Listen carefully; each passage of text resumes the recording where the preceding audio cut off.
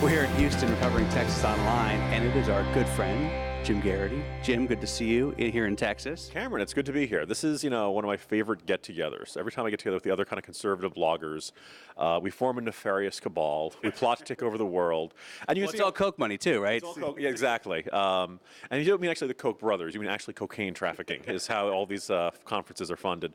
No, it's a really great group. A lot of these people you get to see on Cam and Company, you get to see, they are pretty much in real life, what you'd expect. They are warm, friendly, funny. We're a little bit odd, kind of that bar scene from Star Wars vibe of that sort of thing. No criminal convictions that I know of so far. No one's been arrested yet. But the day is young, and we'll see how things go. But you have a new book out, The Weed Agency, and first of all, it's not about weed, and it's a work of fiction. Two things that are very interesting aspects about the book. Thank you. Well, as a longtime reporter, I'm emphasizing this is intentional fiction, in contrast to all the times I've just gotten stuff wrong in my reporting and this stuff. It is not about weed. It is not about the DEA. If a whole bunch of confused stoners end up buying it, I'll still be happy nonetheless. So no, it's about the federal bureaucracy, and you and Cam have been kind enough to have me on to talk about the show in the past. If there are any listeners who have not yet pre-ordered it, ordered it, or been berated by either myself or my friends and relatives into buying one, it's a satire of the government bureaucracy and why Washington works the way it does, much to our frustration, why it's so hard to eliminate a federal program once it gets created, all the little tricks and ways they have of kind of slipping things into the appropriations process and things.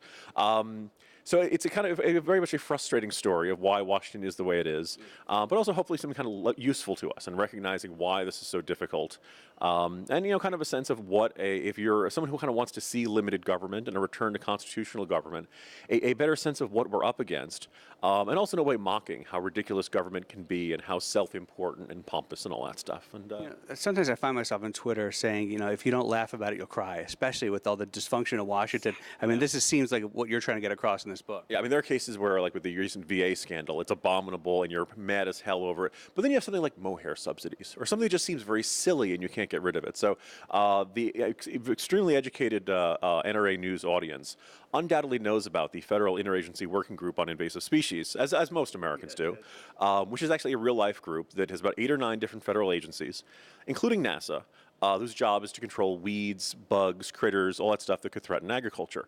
NASA, I believe, is to be on patrol for space weeds, alien invasive species, and things like that. And so that's the real-life inspiration for this. And the folks at Crown Forum said to me, could you write kind of a fictional history of how a program like this gets started and how it grows and how it spreads and the budget gets bigger and why it's very difficult to uproot? And everyone kind of see the metaphor of government bureaucracy being like weed. So I've definitely enjoyed it. There's a lot of research into real life, ridiculous programs and how hard they are to get rid of.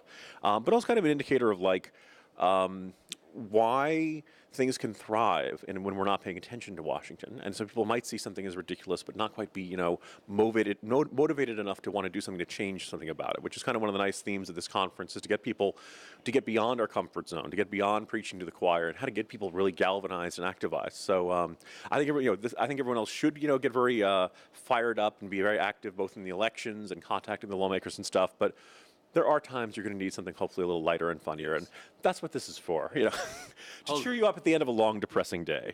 Or week or month. Hold up the book one more time, The Weed Agency, a comic tale of federal bureaucracy without limits. Jim Geraghty, weekly guest, good friend of the show. Good luck with the book. Thanks for your time, sir. Cameron, thanks for everything.